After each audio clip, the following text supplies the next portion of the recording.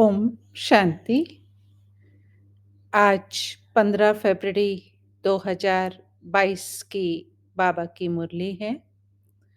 आज की मुरली में बाबा कहे, मीठे बच्चे, आत्मा रूपी दीपक में योग रूपी घृत डालो तो आत्मा शक्तिशाली हो जाएगी। प्रश्न, आत्मा रूपी बैटरी में पावर भरने का आधार क्या है? उत्तर, आत्मा रूपी बैटरी में पावर भरने के लिए बुद्धि योग का बल चाहिए। जब बुद्धि योग बल से सर्वशक्तिवान बाप को याद करेंगे तब बैटरी भरेगी। जब तक बैटरी में पावर नहीं, तब तक ज्ञान की धारणा भी नहीं हो सकती है। आत्मा में कंप्लीट रोशनी आने में टाइम लगता है। याद करते करते फुल रोशनी आ जाती है। गीत बजा है, रात के राही थक मत जाना, सुबह की मंजिल दूर नहीं। ओम शांति। बच्चों ने गीत का अर्थ तो सुना कि तुम बच्चे अब दिन में जाने के लिए पुरुषार्थ कर रहे हो। नई दुनिया में तो रोशनी ही रोशनी है। पुरानी दुनिया में अंधियारा ही अंधियारा है। ये है ब्रह्मा की घोर अंधियारी रात। तुम अभी दिन में जा रहे हो। बाप बच्चों को कहते हैं, ये बुद्धि का योग लगाते लगाते थक नहीं जाना। जितना तुम योग लगाते हो उतना सोझरा होता है। आत्मा रूपी दीपक की जोत जो उछाई हुई है वह आती जाती है। उस बिजली में तो फट से करंट आ जाती है, परंतु आत्मा में कंप्लीट रोशनी आने में टाइम लगता है। अंत तक फुल आ जाएगी। योग लगाते रहना है। मोटर की बैटरी भी सारी रात बढ़ती रहती है, वैसे यह भी मोटर है। इनसे अब घृत खत्म हो गया है अथवा पावर कम हो गई है। बाबा को तो पावरफुल, सर्वशक्तिवान कहा जाता है ना। इस बैटरी में सिवाय बुद्धि योग बल के पावर आ नहीं सकती। सर्वशक्तिवान बाप से ही योग लगाने से सारी बैटरी भरती है। बैटरी भरने के सिवाय नॉलेज भी धारण नहीं हो सकती। घड़ी घड़ी बाप कहते हैं, मुझे याद करो और वर्षा ले लो। मन मना भव, कितनी सहज बात है। मनुष्य तो राम राम का जाप करते रहते हैं और चाहते हैं राम राज्य हो, परंतु ऐसे राम राम जपने से राम राज्य थोड़ी होगा। ऐसा राम राम तो जन्म जन्मांतर बहुत करते आए, गंगा के कंठे पर बैठकर। ये तो कोई को पता ही नहीं तो राम राज्य किसको कहा जाता है। जरूर राम ही राम राज्य बनाएंगे। उन्हों की बुद्धि में सीता राम वाला राज्य आ गया है। अब उस राम राज्य में तो राम को ही आराम नहीं था। राम राजा की ही स्त्री चोरी हो गई तो प्रजा का क्या हाल होगा। यहाँ भी राजाओं की स्त्री कभी थोड़ी चोरी होती है। ये लोग फिर राम सीता के लिए कह देते। ये बड़ी समझने की बातें हैं। वास्तव में राम तो परम पिता परमात्मा को कहा जाता है। गाते भी हैं, तुम मात पिता हम बालक तेरे। अब मात पिता कौन सा जिसके लिए ये गाते हैं? एक तो है लौकिक मात पिता, उनकी तो यह महिमा नहीं करेंगे। जरूर दूसरा कोई परम पिता है तो जरूर माता भी होनी चाहिए। तो गायन है परलौकिक मात पिता का। पूछते हैं, हु इज क्रिएटर, तो झट कहेंगे गॉड फादर। तो सिद्ध है ना माता पिता है। इस समय ही दो माता पिता होते हैं। सतयुग में सिर्फ एक ही माता पिता होता है। लौकिक माता पिता होते भी यहाँ गाते हैं, तुम माता पिता हम बालक तेरे। इस समय हम बच्चों को बाप द्वारा सुख घनेरे मिल जाते हैं, फिर एक माता पिता हो जाता है। पारलौकिक माता पिता द्वारा सतयुग की प्रारब्ध में सुख घनेरे मिलते हैं, उस माता पिता का ही गायन है। फिर भी ऐसे बाप को बच्चे याद करना भूल जाते हैं। तुम बच्चों को तो सबको बाप का परिचय देना है कि बाबा आया है। हमेशा शिव बाबा और ब्रह्मा बाबा कहते हैं।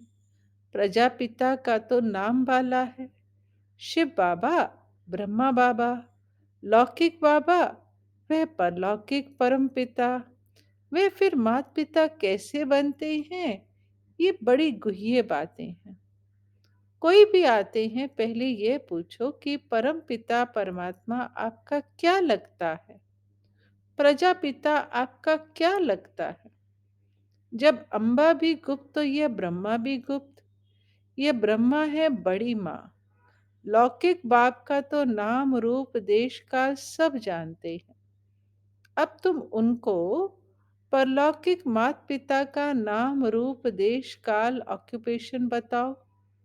मम्मा की भी ये बड़ी मम्मा द्वारा बच्चों को अडॉप्ट करते हैं तो माता पिता कंबाइंड हो जाते हैं। इनको माता पिता अथवा बाप दादा भी कहते हैं। किसको समझाने की बड़ी युक्तियां चाहिए। बड़े बोर्ड पर लिखना चाहिए, निराकार परम पिता परमात्मा को सब याद भी करते हैं, परंतु यह नहीं जानते तो वह माता पिता कैसे हैं। इतनी भी मनुष्यों की बुद्धि नहीं चलती, क्योंकि बातें हैं बहुत विचित्र जो बाप ही आकर सुनाते हैं। आत्मा कहती है ओ परम पिता परमात्मा, वे भी है आत्मा परंतु सुप्रीम है। सुप्रीम माना परम। वह परम धाम में रहने वाला है। वे खुद तो जन्म मरण में नहीं आते, आकर के हम बच्चों को पतित जन्म मरण से छुड़ाते हैं। पावन जन्म मरण से नहीं छुड़ाते हैं। पतित आत्मा को ही पावन आत्मा बनाते हैं, इसलिए उनको पतित पावन कहा जाता है। मनुष्य तो राम सीता का भी अर्थ नहीं समझते। वास्तव में सब भक्तियां सीताएं हैं, याद करती हैं एक साजन परमात्मा को। बाप कहते हैं बच्चे, इस समय सारी दुनिया में रावण राज्य है, सिर्फ लंका में नहीं। रावण को जलाते भी यहाँ हैं। लंका हिंदुस्तान में नहीं, वह तो बौद्धियों का अलग खंड है। तो इस समय सारी दुनिया रावण के बंधन में है। सारी दुनिया में रावण का राज्य है। आधा कल्प है राम राज्य, आधा कल्प है रावण राज्य। आधा कल्प दिन, आधा कल्प रात। ये सब बातें बुद्धि में रखने की है। इस समय तुम रावण पर विजय पा रहे हो। जो पूरी विजय पाएंगे वही मालिक बनेंगे। सतयुग आदि में लक्ष्मी नारायण का राज्य था। उन्होंने यह स्वर्ग की प्रारब्ध कहाँ से और कैसे पाई। सतयुग में मनुष्य बहुत थोड़े होंगे, लाखों की अंदाज में होंगे। जमुना के कंठे पर राजधानी होगी, वहां कोई विकार होता ही नहीं। कहा ही जाता है संपूर्ण निर्विकारी। बच्चे भी योगबल से ही पैदा होते हैं। वहां रोना पिटना कुछ नहीं होता। परंतु पहले ये बातें नहीं निकालनी है। पहली बात ही यह उठाओ कि निराकार परम पिता परमात्मा और हम आत्माएं भी परलोक से आते हैं, तो तुम्हारा परलौकिक परम पिता से क्या संबंध है। नंबर वन बात है ये। पहले ये बाप का संबंध निकालो तो माँ का और वर्षे का संबंध निकलेगा। एक अल्लाह को भूलने से ही सब कुछ भूले हैं। रावण ने पहले पहले अल्लाह से ही भुलाया है, फिर अल्लाह की मदद से हम रावण पर जीत पाते हैं। समझाने के पॉइंट्स तो बहुत हैं। प्रदर्शनी में मुख्य बात अल्लाह की समझानी है। अल्लाह के बाद ही बे ते आता है। अल्लाह को नहीं समझा तो कुछ नहीं समझेंगे। कितना भी बल माथा मारो, परम पिता है तो पिता से वर्षा मिलता है। बाबा का वर्षा मिला तो वर्षे के हकदार बन ही जाते हैं। त्रिमूर्ति पर समझाना कितना सहज है। ऊपर में बाप खड़ा है, नीचे लक्ष्मी नारायण वर्षा, ये विष्णु खड़ा है। बाबा कहते हैं मुझे याद करो तो यह वर्षा पाएंगे। बच्चे कहते हैं बाबा आप तो निराकार हो, आप कैसे वर्षा देंगे?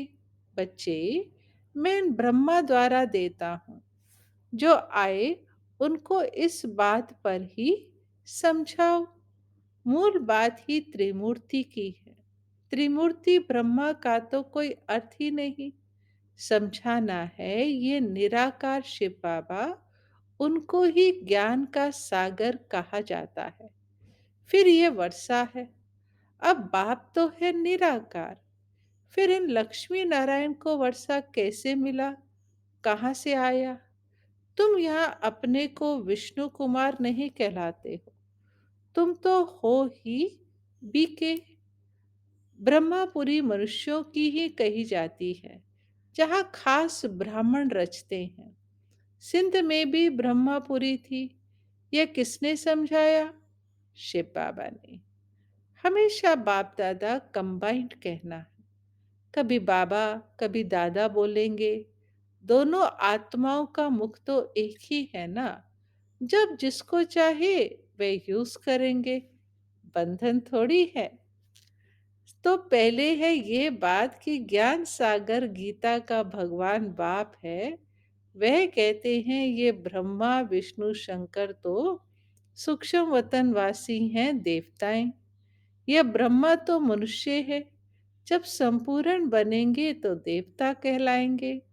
ये तपस्या कर फिर देवता बनते हैं।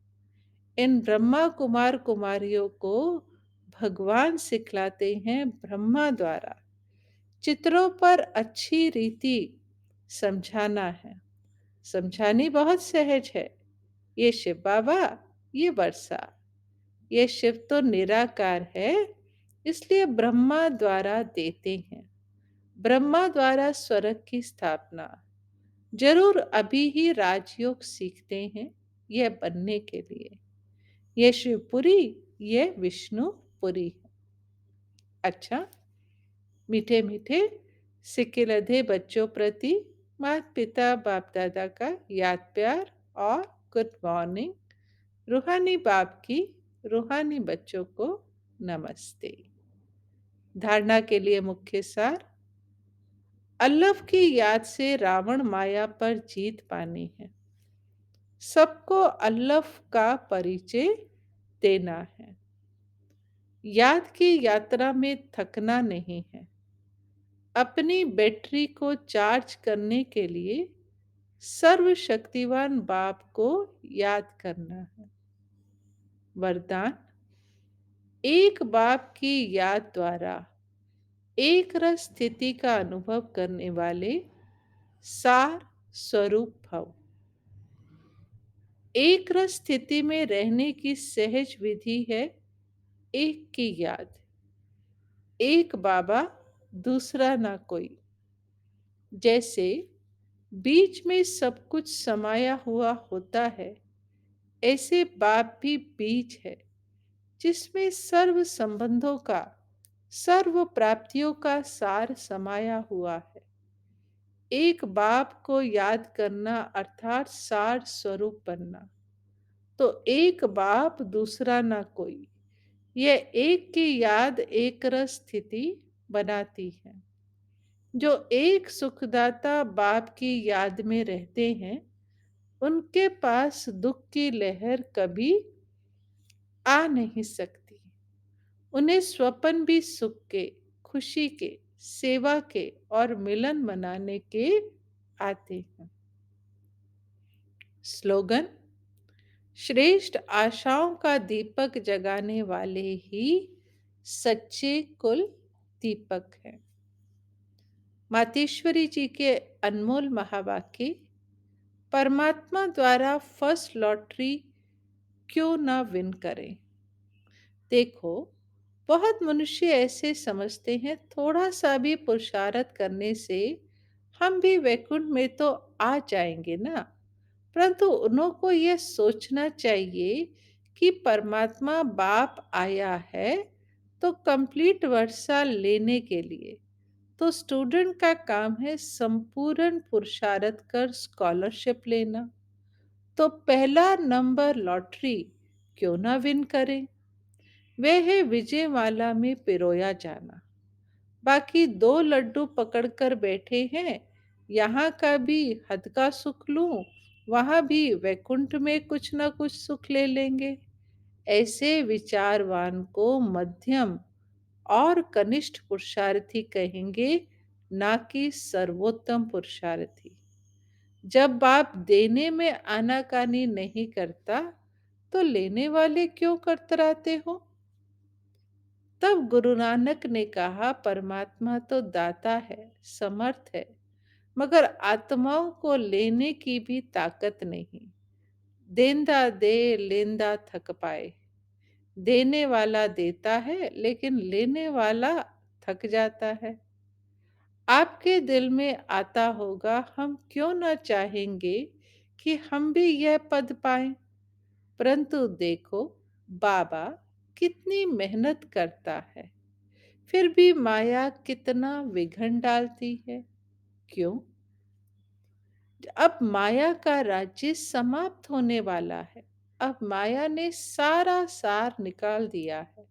तभी परमात्मा आते हैं, जिसमें सब रस समाया हुआ है, जिससे सभी संबंध की रचना मिलती है।